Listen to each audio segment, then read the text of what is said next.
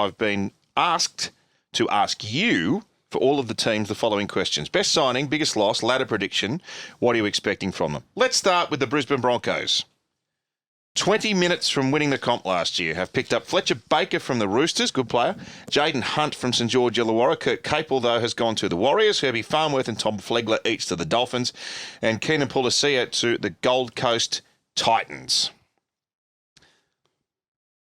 Yeah, well, they weren't 20 minutes from winning the premiership. They were 3 or 4 minutes from winning the premiership. When did he score the last try? That's They were still in front. You're right. In the shadows of the post. They only had to stop one.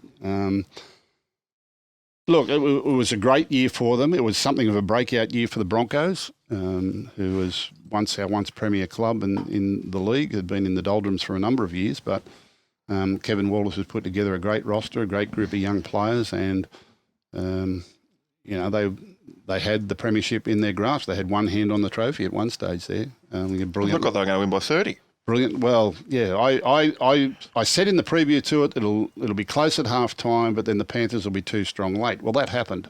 What I didn't see was the 15 or 20 minutes after half time. I didn't see that coming.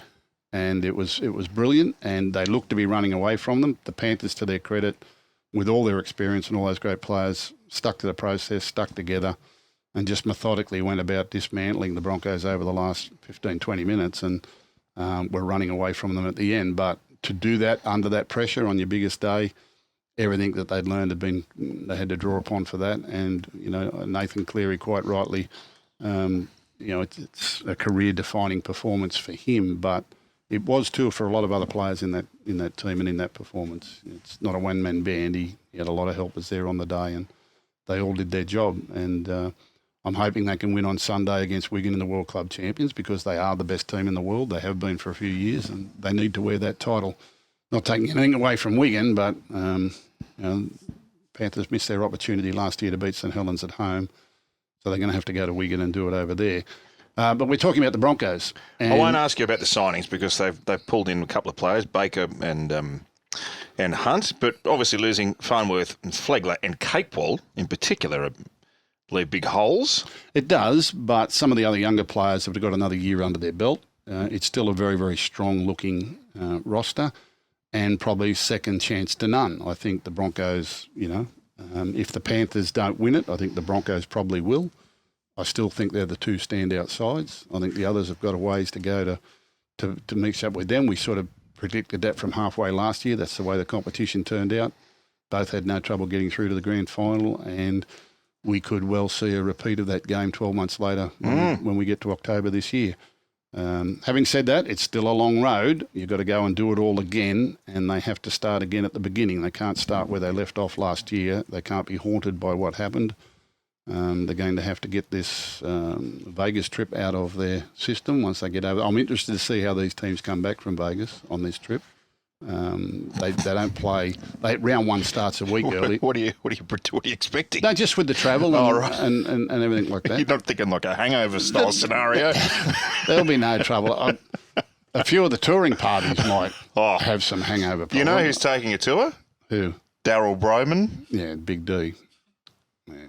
How do you reckon that'll go? Paul Vorton's going on a tour. Oh, what a reward. He's going on a golfing tour.